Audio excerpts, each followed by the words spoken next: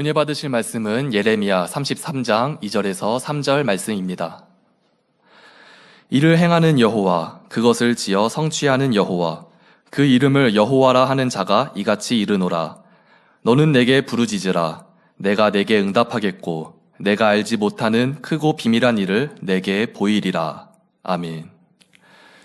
교역자회 부회장이신 임학영 목사님께서 이를 행하시고 성취하시는 하나님이라는 제목으로 말씀 증거해 주시겠습니다. 하나님께서는 인간경작의 섭리를 이루어 가실 때 그 시대마다 하나님 보시기에 합당한 중심의 사람들을 선택하셨습니다. 특별한 인물의 경우 잉태 과정부터 주밀하게 역사하셔서 훗날 하나님의 섭리를 이루어 가도록 하셨지요. 사무엘 선지자가 그러했습니다. 사무엘은 에브라임 땅에 살고 있던 레위 지파 중 그앗 자손인 엘가나와 한나 사이에서 태어났습니다. 어머니 한나는 소원기도로 얻은 아들 사무엘을 젖을 떼자마자 실로로 데려가 대제사장 엘리야에게 맡겨 성막에서 자라게 했지요. 한나는 자신의 절박한 문제를 응답받기 위해 사람을 의지하지 않고 전능하신 여호와 하나님께 의뢰하기로 결심을 하였습니다. 사무엘상 1장 10절에서 11절에 한나가 마음이 괴로워서 여호와께 기도하고 통곡하며 서원하여 가로되 만군의 여호와여, 만일 주의 여종의 고통을 돌아보시고 나를 생각하시고 주의 여종을 잊지 아니하사 아들을 주시면 내가 그의 평생의 그를 여호와께 드리고 삭도를 그 머리에 대지 아니하겠나이다 하였지요. 그런데 이 부분에서 우리가 생각할 분야는 한나가 하나님께 응답을 받고 난 다음 소원을 이행한 행함을 보면 어떤 중심인가를 알 수 있습니다. 사무엘이 젖되기까지 기다렸다가 망설임이 없이 여호와 하나님께 드렸습니다. 사무엘상 1장 28절에 그러므로 나도 그를 여호와께 드리되 그의 평생을 여호와께 드리나이다 하고 그 아이는 거기서 여호와께 경배하니라 하였습니다. 그리고 사무엘상 2장 21절에 여호와께서 한나를 권고하사 그로 잉태하여 세 아들과 두 딸을 낳게 하셨고 아이 사무엘은 여호와 앞에서 자라니라 말씀대로 여호와 하나님께서는 한나의 간절한 기도와 소원을 들으시고 응답하셔서 사무엘의 평생을 인도하셨고 또 이스라엘의 사사로서 귀하게 쓰임받도록 역사를 하셨죠. 또 사무엘 외에 세 아들과 두 딸을 더 낳게 하셨습니다. 이는 사무엘의 어머니 한나가 간절히 기도하여 응답받은 결과입니다. 다음으로 세례 요한의 경우를 살펴보겠습니다. 누가복음 1장 5절에서 7절의 기록대로 사가라는 하나님을 섬기는 제사장이었는데 그와 아내는 나이가 많아 늙도록 자녀가 없었습니다. 어느 날 제사장 임무를 맡는 관례를 따라 사가라는 성전에 들어가 분향하는 일을 맡게 되었습니다. 그가 분향하는 동안에 사람들은 밖에서 기도를 하고 있었지요. 그런데 바로 그때 주의 사자가 사가랴에게 나타나 향단 오른쪽에 섰습니다. 향단은 하나님 앞에 향을 사르기 위해 마련된 단으로 단에서 향을 사를 때 하나님께서 그 향을 연락하였지요. 그곳에서는 천사가 사가랴에게 이렇게 말을 합니다. 누가복음 1장 13절에서 14절에 사가랴여 무서워 말라. 너의 간구함에 들린지라. 내 아내 엘리사벳이 내게 아들을 낳아주리니 그 이름을 요한이라 하라. 너도 기뻐하고 즐거워할 것이요 많은 사람도 그의 남을 기뻐하리니 라고 말합니다. 그런데 이따 사가라는 이렇게 말합니다. 내가 이것을 어떻게 알리오? 내가 늙었고 아내도 나이 많으니이다 하죠. 그때 천사가 이런 답을 합니다. 나는 하나님 앞에 섰는 가브리엘이라. 이 좋은 소식을 전하여 내게 말하라고 보내심을 입었노라. 보라, 이 일이 되는 날까지 내가 벙어리가 되어 능히 말을 못하리니 이는 내 말을 내가 믿지 아니함이오니와 때가 이르면 내 말이 이루리라 하더라 합니다. 천사장 가브리엘 말대로 엘리사벳은 아들을 낳았고 그가 바로 예수님보다 6개월 먼저 태어나 예수님의 앞길을 예비한 선지자 세례 요한입니다. 사가라는 성령으로 충만하여 아이에게 다음과 같이 예언을 합니다.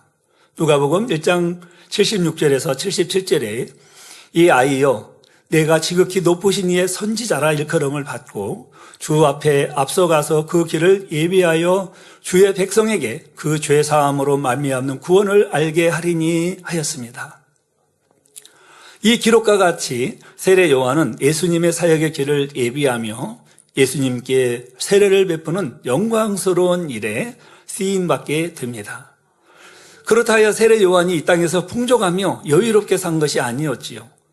광야와 빈들에서 주로 살았으며 그의 음식은 메뚜기와 석청이었다고 한 대로 굴변된 삶을 살다가 모든 사명을 마친 후 헤롯 왕에 의해 순교를 하였습니다. 성경의 역사를 보면 6,000년 인간 경작의 섭리는 하나님의 계획과 주관하신 가운데 합당한 사람들에게 사명을 주시고 이루시는 것을 알 수 있지요. 하나님께서는 아담과 하와를 지으시고 인간 경작의 원대한 계획을 친히 이루고 계신 것입니다. 노아의 홍수를 통해서는 인간의 죄악이 한계에 이르렀을 때는 물로 심판을 하셨지요. 창세기 6장 5절에서 7절에 여호와께서 사람의 죄악이 세상에 관영함과 그 마음의 생각의 모든 계획이 항상 악할 뿐임을 보시고 땅 위에 사람 지으셨음을 한탄하사 마음에 근심하시고 가라사대 나의 창조한 사람을 내가 지면에서 쓸어버리되 사람으로부터 육축과 기는 것과 공중의 새까지 그리하리니 이는 내가 그것을 지었음을 한탄함이니라 하시니라 하셨죠. 그리고 노아가 600세대 때 40주야를 땅에 비가 쏟아지고 땅에서는 기품의 샘이 터졌다고 했지요. 노아는 하나님의 경고하심을 받아 방주를 지으면서 많은 사람에게 전했습니다. 앞으로 큰 홍수가 나고 심판이 있다는 것을 말했지요. 하지만 사람들은 듣지 않았습니다. 이에 대해 베드로후서 2장 5절에 옛 세상을 용서치 아니하시고 오직 의를 전파하는 노아와 그 7 식구를 보존하시고 경건치 아니한 자들의 세상에 홍수를 내리셨으며 하셨고 히브리서 11장 7절에는 믿음으로 노아는 아직 보지 못하는 일에 경고하심을 받아 경외함으로 방주를 예비하여 그 집을 구원하였으니 이로 말미암아 세상을 정죄하고 믿음을 좇는 의의 후사가 되었느니라 하신 대로 하나님께서는 당대의 의인이었던 노아와 노아의 후손을 통해서 인간 경작의 섭리를 다시금 이루어 오신 것입니다. 그리고 세월이 흐른 후 인간 경작 섭리 가운데 아주 중요한 역할을 감당할 아브라함을 부르셨지요. 창세기 12장 1절에서 2절에 여호와께서 아브라함에게 이르시되 너는 너의 본토 친척 아비 집을 떠나 내가 네게 지시할 땅으로 가라. 내가 너로 큰 민족을 이루고 네게 복을 주어 내 이름을 창대케 하리니 너는 복의 근원이 될지라 하셨습니다. 그런데 하나님께서 축복의 말씀을 주셨다 할지라도 곧바로 복이 임한 것은 아니었습니다. 아브라함도 육신의 생각을 동원하여 어려움을 당하기도 하고 아내를 빼앗기는 일을 겪기도 하였지요. 한 번은 애굽 바로 왕에게 아내 사라를 빼앗기는 일을 겪었습니다. 이때는 아브라함이 육신의 생각을 동원했던 결과입니다. 아브라함은 혹시 애굽 사람이 아내 사라의 아름다움을 보고 너무 사라가 아름다웠던 사람이었던 것 같습니다. 그 사라의 아름다움을 보고 그녀를 빼앗고자 자기를 죽일지 모른다고 생각했습니다. 그래서 이 위기를 모면하려고 아내에게 누이라 말하게 한 것입니다. 물론 사라는 실제로 그의 이복 누이였으니 아주 틀린 말은 아닙니다. 하지만 이는 하나님을 전폭적으로 믿지 못하고 육신의 생각을 동원했다는 것이 문제이지요. 그런데 이때에도 아브라함의 그릇을 아시는 하나님께서는 바로와 그 집에 큰 재앙을 내리시고 바로로 하여금 아브라함의 아내 사라를 취하지 못하게 하십니다. 바로는 아브라함에게 사라를 돌려보냈을 뿐 아니라 아브라함을 후대하여 양과 소와 노비와 암수 나귀와 약대를 줍니다. 하나님께서는 이 일을 통해서 아브라함으로 하여금 육축과 은금이 풍부하게 하셨던 것이죠. 그리고 아브라함의 마음 중심을 아신 하나님께서는 이런 말씀을 하십니다. 창세기 17장 1절에 아브라함의 99세 때에 여호와께서 아브라함에게 나타나서 그에게 이르시되 나는 전능한 하나님이라. 너는 내 앞에서 행하여 완전하라. 창세기 17장 4절에서 5절의 말씀대로 아브라함의 99세에 열국의 압이라는 뜻의 이름으로 아브라함이라는 이름으로 개명해 주시고 하란에서 부르실 때에 이 복의 근원이 되게 하시겠다고 한 말씀을 신실히 이루어 주셨습니다. 그리고 약속의 시인 이삭이 아브라함의 나이 100세에 태어났지요. 이삭은 40세에 리브가를 취하여 아내를 삼았는데 리브가가 잉태하지 못함으로 그를 위하여 여호와께 간구하며 그 간구를 들으셨으므로 그 아내 리브가가 잉태하였는데 쌍둥이였습니다. 그런데 창세기 25장 22절에서 23절에 보면 아이들이 그의 태속에서 서로 싸우는지라. 리브가 태속에서 서로 싸우고 있는 거예요. 그가 가로되 이 같으면 내가 어찌할꼬 하고 가서 여호와께 묻자온데 여호와께서 그에게 이르시되 두 국민이 내 태중에 있구나. 두 민족이 내 복중에서부터 나누이리라. 이 족속이 저 족속보다 강하겠고 큰 자는 어린 자를 섬기리라 하셨더라 말씀하신 대로 두 아들은 태중에서부터 서로 싸웠지요. 하나님께서는 리브가의 태중에 있던 에서와 야곱의 중심을 아시고 이 족속이 저 족속보다 강하겠고 큰 자는 어린 자를 섬기리라 하셨습니다. 이 말씀대로 야곱의 간교한 지혜에 에서는 장자의 명분을 팥죽 한 그릇에 팔아 넘기고 말았습니다. 그 배경을 보면 하루는 에서가 들에서 돌아와 허기져 있을 때에 이 야곱이 이제 맛있게 팥죽을 끓여놓은 걸 보았죠. 그러면서 이제 에서가 배고파하니까 그에게 팥죽 한 그릇을 주면서 장자의 명분을 달라고 합니다. 이때 에서는 이 당장의 배고픔을 못 참고 경솔히 그래 내가 배고파서 이게 어찌 될지 모르겠으니까 그러지 뭐 이렇게 했던 거죠. 그래서 배고픔을 못 참고 경솔히 장자의 명분을 팔겠다고 맹세합니다. 우리는 이 대목에서 이 사람의 말이 얼마나 중요하고 행동 하나에도 마음과 중심을 실어 행해야 함을 알 수 있습니다. 사람이 다스려야 할 몸의 행실에서 말에 대해서 말씀을 하셨죠. 사람의 마음에 있는 것이 말로 이렇게 나오는데 나 실수했어 할 수 있습니다. 그러나 내 마음이 없다고 하면 실수로라도 욕이 나올 수가 없습니다. 마음이 없는 소리가 나올 수는 없어요. 예전에 사랑하는 원로 목사님께서 많은 목회자들이 그냥 단에서 쉽게 이렇게 쓰는 그런 소위 비속어 그런 표현들도 항상 원로 목사님께서는 양해를 구하시고 말씀을 하셨어요. 예를 들어서 죄송합니다. 내 이놈 세상에서는 내 이놈 한다고 해서 큰 욕도 아닙니다. 그런데도 그 마음에 조금 더 어떤 상대방을 무시하거나 또 상대방에게 이렇게 하대하고 싶은 그런 마음이 없으시기 때문에 그런 마음이 전혀 없으시죠. 그러나 성경을 설명하고 또 설교를 함에 있어서 성도님들이 더 잘 이해하기 위해서 비유를 들어 말씀하실 때라도 그냥 말씀이 안 나오시고 또 성도들에게 양해를 구하시고 이렇게 말씀을 하셨던 것을 볼 수가 있습니다.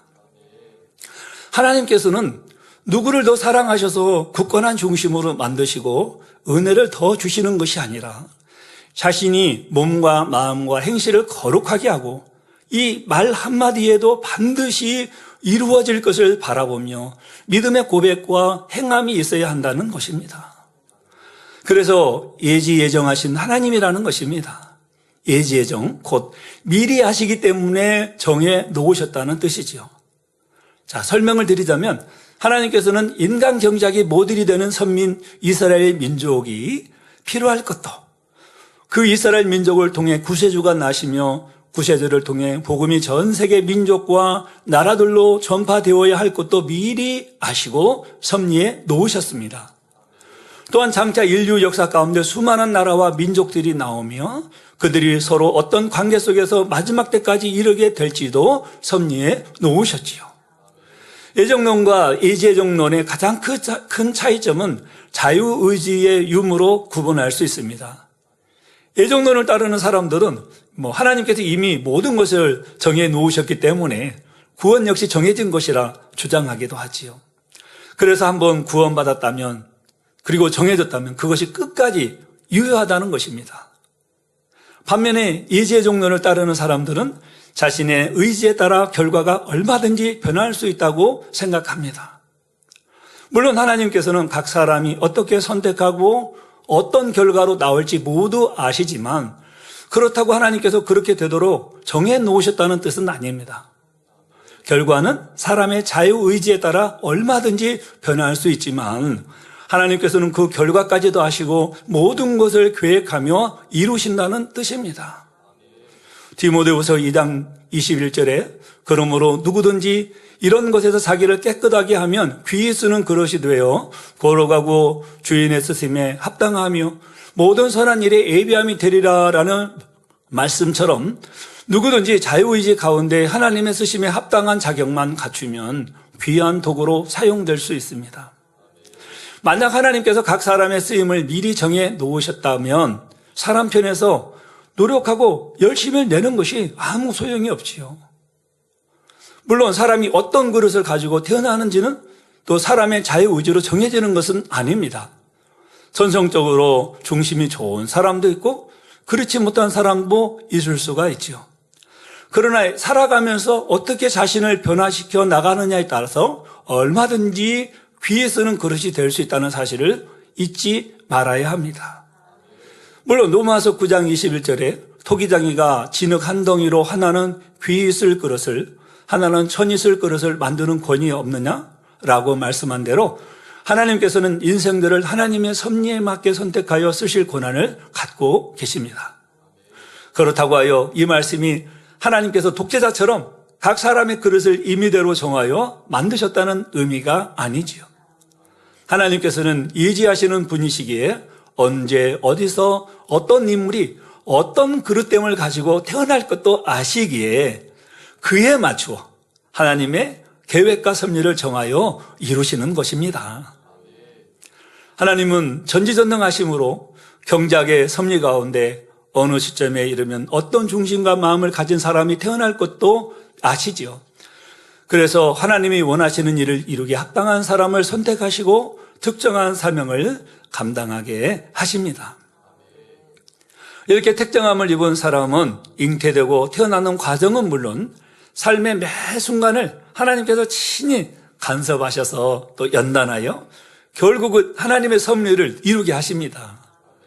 이처럼 예지예정하신 하나님께서 이스라엘 백성들이 애굽에서 노예로 고통 가운데 여호와 하나님께 부르짖어 기도할 때 모세를 세우셔서 이스라엘의 민족으로 하여금 출애굽을 하게 하신 것입니다. 사실 이스라엘이 애굽에서 종살이를 한 기간은 약 400년이지요. 우리나라도 일제 강점기 기간이 36년 동안 있었습니다. 이 기간에는 국민의 자유가 억압되고 자원이 수탈되며 노동력 착취와 인권이 무시되는 참으로 암울한 시대였지요. 그 시대를 겪은 분들은 많은 고통 속에서 살았을 것입니다. 저희 부모님 세대나 또 TV를 보면은 그 일본 식민지 시대를 거쳤던 그런 분들이 말씀하시는 거 보면은 너무나 전 힘든 삶을 살았다고 합니다. 또 한국 사람이 당연히 한글을 쓰든 한문을 쓰든 해야 되는데 그것도 쓰게 되면은 이렇게 문초를 당해야 되고 그렇게 했고 이름도 일본식 이름으로 바꿔야 했고요. 이렇게 많은 어려움을 겪었지요. 그렇다고 하여 바로 피지배국 백성의 입장에서 왜 이렇게 합니까? 항거할 수도 없었지요. 항거할 경우 많은 제재와 그로 인한 압박이 따르며 자칫하면 목숨을 잃을 수도 있습니다. 많은 분들이 우리나라도 독립을 위해서 목숨을 잃었죠. 그런 시기에 모세가 하나님의 명령을 따라 애굽의 바로 왕에게 가서 여호와 하나님의 말씀을 전하지요. 나의 백성을 내보내라. 이스라엘 백성은 나의 택한 선민이다. 나의 백성을 내보내라. 그렇게 할 때에 바로 왕의 입장에서는 굉장히 황당했을 것입니다. 수십 년도 아니고 무려 400년이나 지났고 또 그들이 노예 생활을 하며 애굽에 주는 유익이 굉장히 많았지요. 그러니 모세를 통해 나타난 많은 이적을 보고서도 쉽게 출애굽을 허락하지 않았습니다. 오히려 이스라엘 백성들이 한가함으로 일거리가 적음으로 너희들이 헛된 생각을 하는도다, 헛된 꿈을 갖는도다 이렇게 하면서 백성들의 노동의 강도는 더 높아지고 착취는 점점 심해져 갔지요. 그러자 이스라엘 백성들은 자기들을 출애굽시키기 위해서 하나님의 명령을 받들어 행하는 모세에게 원망을 합니다. 자신들을 바로에게 밉보이게 하여서 더 심한 노동을 하며 고통을 받게 한다는 것이죠. 그런데 이것은 오해와 하나님의 뜻을 모르는 무지한 백성들의 외침인 것입니다. 모세가 스스로 바로 왕에게 간 것이 아닙니다. 여호와의 사자가 하나님의 산 호렙에서 떨기나무 불꽃 가운데 나타나서 모세를 불렀습니다. 그리고 하나님께서 모세에게 거룩한 사명을 주십니다. 이제 내가 너를 바로에게 보내어 너로 내 백성 이스라엘 자손을 애굽에서 인도하여 내게 하리라 라고 말씀하시죠. 그런데 바로와 애굽 백성들이 이스라엘 백성들을 순순히 내어주지 않는다는 것입니다. 그런데 이 일도 이미 하나님은 아시고 계셨지요. 예지예정하신 하나님이시잖아요. 출애굽기 3장 19절에서 20절에 내가 아노니 강한 손으로 치기 전에는 애굽 왕이 너희의 가기를 허락지 아니하다가 내가 내 손을 들어 애굽 중에 여러 가지 이적으로 그 나라를 친 후에야 그가 너희를 보내리라. 바로에게 간 모세가 여호와의 하나님 뜻을 전합니다. 그런데 바로 왕은 마음을 강팍하게 하여 모세의 말을 듣지 않고 자기 유익을 쫓아 행하지요. 그 결과 애굽에 열재앙이 임했고 마침내는 장자의 재앙을 바꾸어서 이스라엘 백성들을 출애굽하도록 놓아줍니다. 그런데 놓아주고서 그 바로와 신하들이 강박한 마음이 다시금 발동합니다. 와, 이렇게 많은 건축 사업을 하고 해야 되는데 이제 벽돌은 누가 긋고 그 집은 누가 짓고 뭐 다리 건설이든 뭐든 필요한 것들은 누가 하나? 너무 안타까운 거죠. 그래서 다시금 이제 이스라엘 백성들을 쫓아갑니다. 어찌같이 하여 이스라엘을 우리를 섬기면서 놓아 보내주었는고 하고 이스라엘 백성들의 죄를 추격을 합니다. 출애굽기 14장 9절에 애굽 사람들과 바로의 말들, 병거들과 그 마병과 그 군대가 그들의 뒤를 따라 바알수본 맞은편 비하 히롯 해변 그 장막 친데 미치니라 하여 이스라엘 백성들에 미쳤지요. 이때 이스라엘 백성들은 또 하나님의 사람 모세에게 원망을 늘어놓습니다. 애굽에 매장지가 없으므로 당신이 우리를 이끌어내어 이 광야에서 죽게 하느뇨. 어찌하여 우리를 이끌어내어 이같이 하느뇨 하며 애굽 사람을 섬기는 것이 광야에서 죽는 것보다 낫겠노라고 합니다. 이 말을 들은 모세는 출애굽기 14장 13절에서 14절에 백성에게 이르되 너희는 두려워 말고 가만히 서서 여호와께서 오늘날 너희를 위하여 행하시는 구원을 보라. 너희가 오늘 본 애굽 사람을 또다시는 영원히 보지 못하리라. 여호와께서 너희를 위하여 싸우시리니 너희는 가만히 있을지니라 하여지요.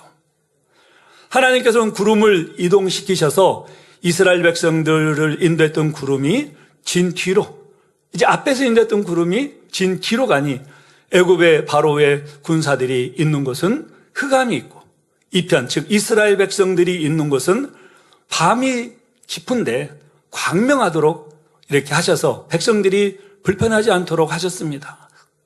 출애굽기 14장 21절에서 22절에 모세가 바다 위로 손을 내어민데 여호와께서 큰 동풍으로 밤새도록 바닷물을 물러가게 하시니 물이 갈라져 바다가 마른 땅이 된지라. 이스라엘 자손이 바다 가운데 육지로 행하고 물은 그들의 좌우에 벽이 되니 한 대로 사람의 생각으로는 도무지 이해가 되지 않는 기사가 펼쳐졌지요. 바다 한가운데로 좌우에 물벽이 생긴 것입니다. 예, 마치 현 시대는 우리가 이해를 할 수가 있어요. 현 시대의 대형 수족관에 가면 좌우에 유리가 있으면은 뭐 상어도, 가오리도, 큰 가오리도, 뭐 각종 물고기들도 때로는 어디 가면 펭귄도 있더라고요. 수족관에 가면 머리 위로 좌우로 물이 있는 것처럼 말이죠. 그리고 이 물벽이 마치 유리로 된 것처럼 그대로 유지가 되어 이스라엘 백성들은 마른 땅으로 건너게 되었습니다. 그런데 이제 이 성경을 이해를 잘 못한 분들 보면 이제 이런 성화나 이런 그림을 보면 이스라엘 백성들이 건널 때 모세의 막 옷자락이 막 휘날리고 백성들의 옷도 휘날리고 막 머리도 휘날린 것처럼 이렇게 하는데, 아니 그렇게 물벽이 그대로 유지될 정도로 바람이 불었다면 그 바람에 사람들이 날아가지 않겠습니까? 다 날아가죠. 짐승도 날아가고 더군다나 아이들은 날아가죠. 그런데 아무리 뭐 허리케인이 태풍이 왔다 할지라도 물이 벽처럼 쌓여있는 거 보셨습니까? 그럴 일은 없죠. 바로 그거는 하나님께서 역사하셔서 모세로 하여금 영의 공간을 형성하게 하시고 이스라엘 백성들이 영의 공간을 걸어가게 하셨던 것이죠. 근데 그것을 알지 못하던 그 광경을 보고 있던 애굽 바로 왕과 군대도 그 가운데로 들어가게 되었는데, 바로 이때 모세가 갈라진 바다 위로 다시 손을 펴자 순식간에 물이 합쳐져서 애굽 군대는 병거와 함께 홍해 속에 모두 수장되고 말았지요. 현대는 과학이 발달했기 때문에 그 홍해에서 그 출애굽 때의 애굽 군대가 수장되었던 그 뭐 병거, 바퀴든 여러 유물들이 발굴되고 있는 것을 이제 뭐 각종 기사를 통해서나 자료를 통해서 보게 되어집니다. 하나님의 사람 모세는 출애굽의 지도자로 참 많은 일을 겪습니다. 이스라엘 백성들을 억압해서 해방해 주어 약속의 땅으로 인도해 가는 모세에게 감사하기는커녕 모세를 비방하고 거역한 일들도 있었지요. 그중에는 고라라는 사람도 있었습니다. 고라는 레위지파 고핫의 손자 이스라엘의 아들이며 모세의 사촌으로 모세를 비방하며 거역했다가 자기에게 동조한 무리와 함께 멸망당하지요. 고라는 레위지파로서 성전을 섬기는 신분과 직위를 주신 하나님께 감사하지 않고 레위지파 중에서도 아론의 자손들에게만 제사장 직분이 세습되는 데에 불만을 품었습니다. 결국 루벤 자손인 다단, 아비람, 온과 무리를 짓고 족장 250명을 동원하여 모세와 아론에게 반영을 일으켰지요. 이에 하나님의 심판이 임하여 고라, 다단, 아비람, 온은 땅에 갈라져 그 가족과 함께 산채로 음부에 떨어졌고, 또 이들의 동조한 250명은 하나님의 불에 태워져 죽임을 당했습니다. 이는 모세라는 한 사람을 대적한 것이 아니라 모세를 하나님의 사람으로 세우시고 권위를 주신 하나님께 반역한 것과 같기 때문이죠. 이처럼 하나님의 사람을 대적하여 결과적으로 하나님을 대적하는 것은 구원받지 못하는 죄에 해당합니다. 그러니 항상 진리로 깨어 하나님이 기뻐하시는 선한 마음과 행실로 인도받아야 하겠습니다. 사랑하는 성도 여러분, 이를 행하시고 성취하시는 하나님께서 앞에 되어질 일들을 알려주시고 정확히 이루어지는 것을 알 수 있지요. 창세기 15장을 보면 믿음의 조상 아브라함에게 꿈을 통해 앞일을 알려주십니다. 장차 그의 후손이 애굽에서 400년을 살고 4대 만에 가나안 땅으로 돌아올 것을 이미 말씀하신 것이지요. 이 말씀은 어두울 때에 횃불이 아브라함이 드린 번제물 사이를 지났다 하여 이를 일명 횃불 언약이라고 합니다. 하나님께서는 아브라함과 횃불 언약을 체결하시면서 그의 자손에게 기업으로 주실 가나안 땅의 경계를 알려주셨지요. 하나님께서는 아브라함에게 땅의 범위와 경계를 구체적으로 알려주신 뒤 그 땅의 원주민인 10족속에 대해 말씀하셨습니다. 이런 땅을 차지하기 위해서는 정복 과정이 필요하며 하나님의 언약을 굳게 믿고 나아갈 때 능히 땅을 정복하고 소유할 수 있다는 의미이지요. 이 약속의 땅은 족과 꿀이 흐르는 아름다운 땅이었습니다. 출애굽한 이스라엘 백성이 모세의 후계자 여호수아를 필두로 가나안 땅에 들어갈 때에는 애굽 땅에서 유브라데까지 전부를 차지하지는 사실 못했습니다. 그렇지만 많은 땅을 정복을 하였지요. 그리고 하나님께서는 다윗과 솔로몬을 통해서 통일 왕국이 형성되도록 역사하셨지요. 이스라엘의 초대왕 사울이 죽은 후 다윗은 유다 지파에 의해 왕으로 추대되었습니다. 그리고 7년 후 사울의 아들 이스보셋을 왕으로 삼았던 북쪽 지파까지 흡수함으로 곧 이스라엘 모든 지파의 왕이 되었습니다. 다윗은 통일 왕국의 기반이 안정되자 주변 국가들을 정복해 나갔습니다. 그래야 이스라엘 영토는 시리아와 유브라데 강 유역까지 확장되었고 막대한 전리품과 조공으로 인해 이스라엘은 강대국으로 부상을 하였습니다. 수차례 정복 전쟁을 통해 다윗이 정복한 땅의 면적은 가나안 땅 정복기에 비해 약 3배나 넓어졌지요. 이는 하나님께서 아브라함과 맺은 언약의 성취였습니다. 솔로몬은 아버지 다윗으로부터 통일왕국을 물려받은 후 막강한 국력을 바탕으로 전쟁을 치르지 않고도 광활한 지역에 대한 지배권을 행사하게 됩니다. 이것은 일찍이 하나님께서 이스라엘 백성에게 약속하신 축복의 성취이며 다윗에게서 솔로몬으로 이어진 언약의 결과였지요. 하나님께서 아브라함에게 헷불 언약을 통해 가나안 땅을 주겠다고 하신 언약이 솔로몬이 다스리던 때 주전 970년에서 930년에 비로소 완전히 성취된 것입니다. 이때는 아브라함이 헷불 언약을 받은 후 무려 1100여 년이 지난 시점이었지요. 창세기 17장에 나오는 아브라함과의 언약 또한 이스라엘 역사를 통해 성취됨으로써 하나님께서는 살아계셔서 약속하신 말을 반드시 이루시는 분임을 확증하는 것입니다. 그런데 하나님의 약속을 통해 받은 복이라 할지라도 잘 유지하고 발전을 시키는 것은 후손들의 몫입니다. 세월이 지나 솔로몬이 죽고 난 후 그 아들 르호보암 때에 남유다와 북이스라엘로 나뉘게 됩니다. 바로 여로보암이 10지파를 이끌고 르호보암 왕을 배반하였지요. 백성들이 예루살렘 솔로몬 성전에 가서 제사하면 그 마음이 르호보암에게로 돌아갈 것을 대비하여 참으로 여로보암은 악한 의도로 베델과 단에 제단을 쌓았습니다. 더 나아가 레위 자손이 아닌 보통 백성으로 제사장을 삼고 여호와의 정하신 날이 아니라 자기 마음대로 정한 날로 베델에 쌓은 단에 올라가서 분향하였더라고 하였습니다.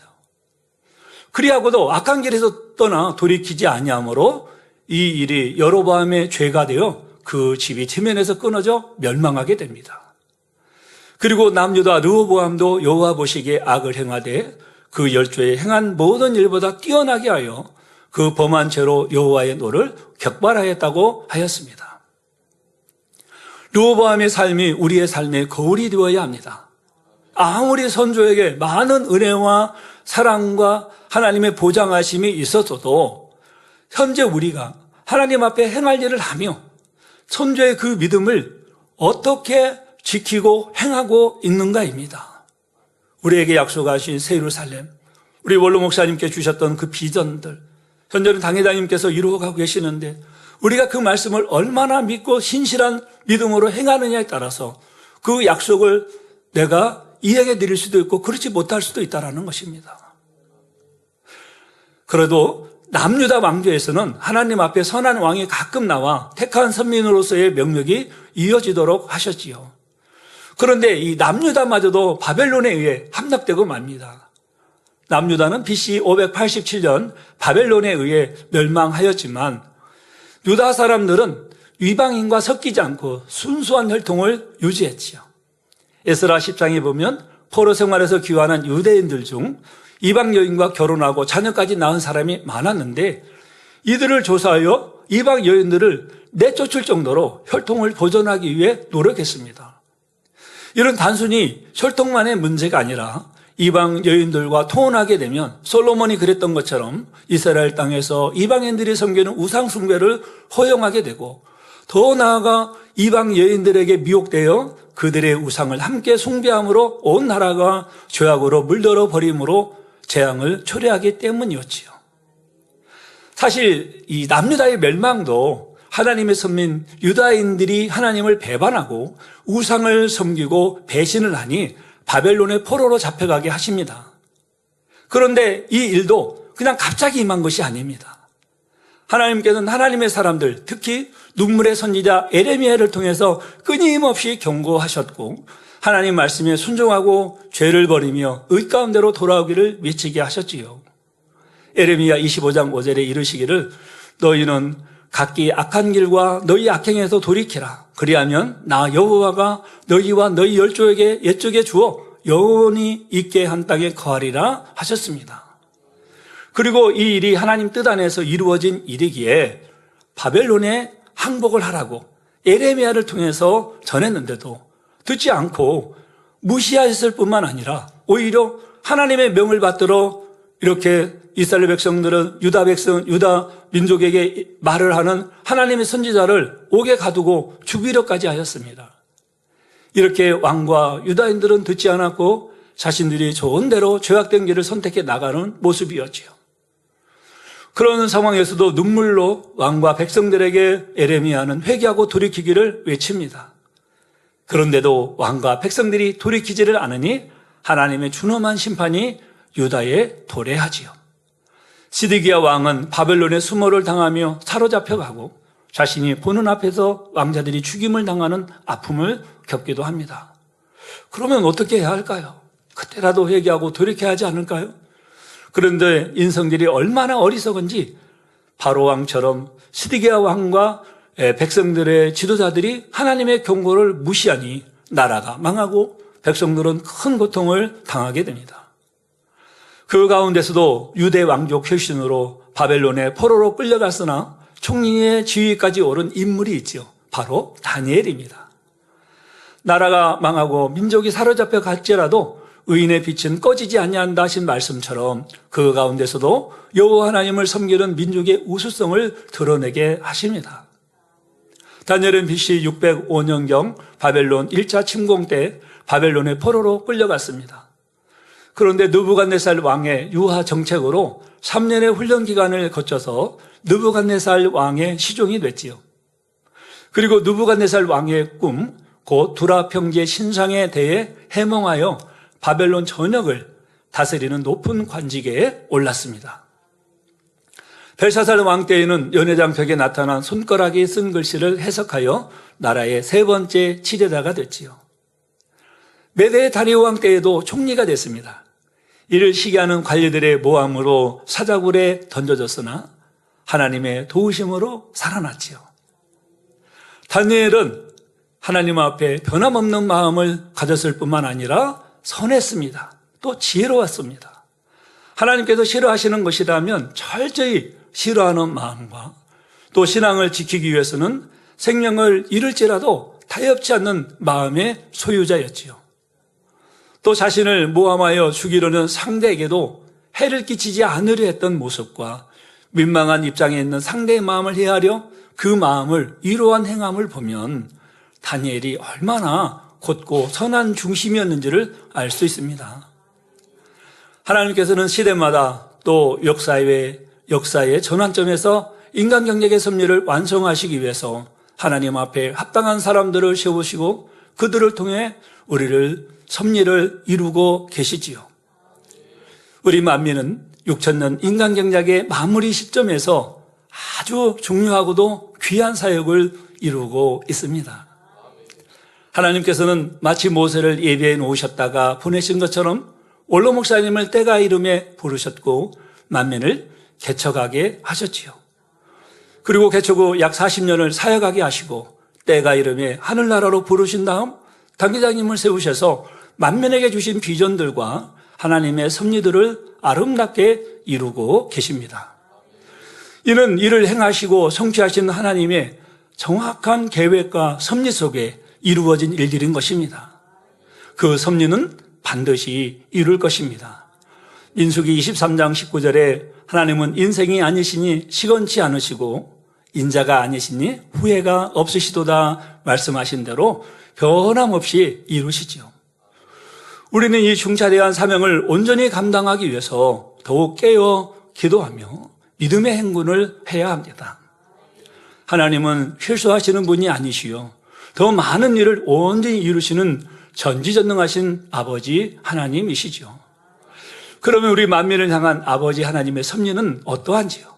죄악으로 가득 물든 세상 가운데 세상의 빛과 소금의 사명을 감당하게 하시려는 사랑과 온 인류를 향한 계획과 섭리를 이루는 것입니다. 교회의 사명은 영혼 구원의 사명입니다.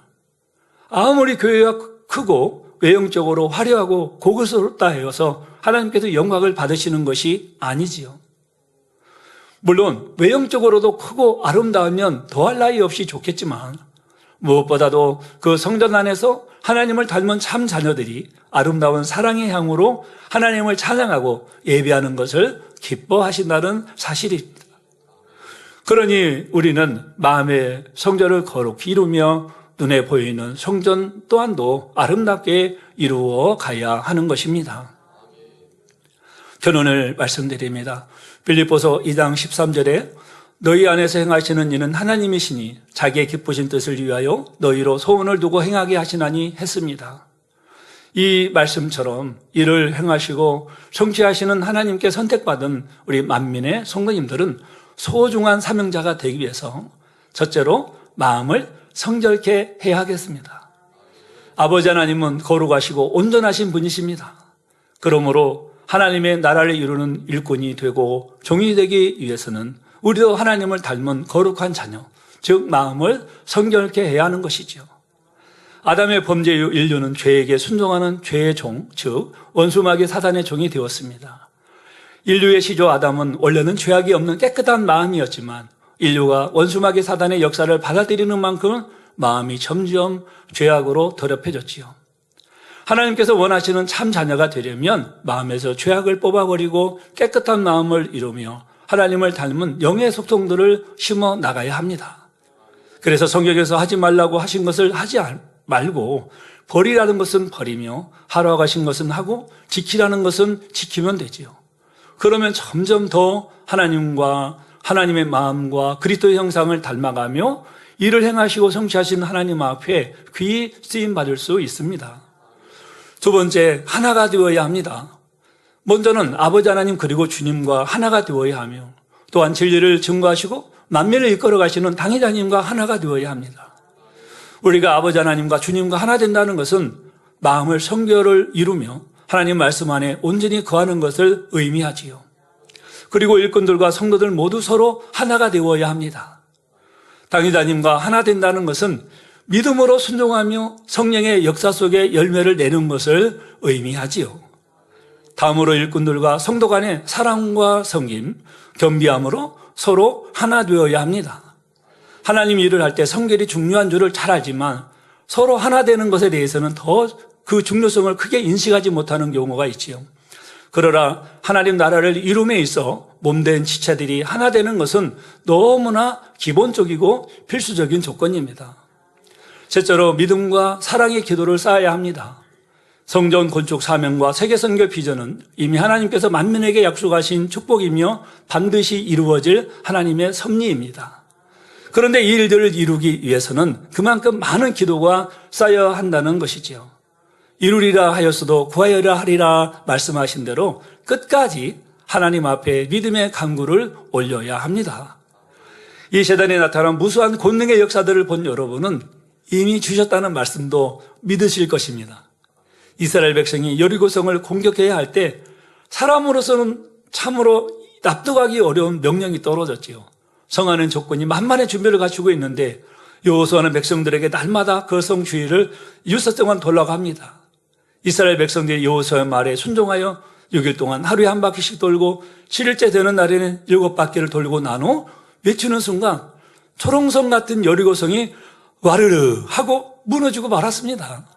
이렇게 하나님의 섭리가 이루어지는 순간까지 믿음 없는 말, 의심의 말, 합당치 않은 빚을 말을 내어서는 안 됩니다. 오직 선한 믿음의 고백과 부르짖는 기도만 하나님 앞에 올려드려야 하는 것입니다. 오늘 본문 에레미야 33장 2절에서 3절에 이를 행하는 여호와 그것을 지어 성취하는 여호와 그 이름은 여호와라는 자가 이같이 이르노라. 너는 내게 부르짖으라. 내가 내게 응답하겠고 내가 알지 못하는 크고 비밀한 일을 내게 보이리라 하신 대로 이 모든 기도의 향이 우리의 영혼이 잘되며 범사에 잘되는 축복으로 또 천국의 상급으로 쌓여 풍성한 축복을 받으시기를 주님의 이름으로 기원드립니다. 다 같이 말씀 삼가하면서 기도하겠습니다. 사랑의 아버지 하나님, 감사를 드립니다. 이를 행하시고 성취하신 하나님께 선택받은 우리 만민의 성도님들은 소중한 사명자가 되기 위해서 첫째로 마음을 성결케 한다 했습니다. 아버지 하나님 거룩하시니 우리도 아버지 하나님 거룩한 길을 갈 수 있게 도와주옵시고, 두 번째 하나가 되어야 한다 했습니다. 먼저는 아버지 하나님 주님, 그리고 진리를 증거하신 당회장님과 하나 되며 우리 모든 조직이 하나 되어서 하나님의 섭리를 아름답게 이루어 나가며, 셋째는 믿음의 사랑과 기도를 많이 쌓아야 한다 했습니다. 성경 건축 사명과 세계 선교 비전은 이미 만민에게 허락하신 하나님의 약속이며 반드시 이루어질 일들이 오매 이 모든 일들을 믿음으로 바라보고 아버지 하나님께 간구하며 이름 행함을 통하여 아름다운 열매를 맺게 도와주옵소서. 감사를 드리옵고 예수 그리스도 이름으로 기도하옵나이다. 아멘.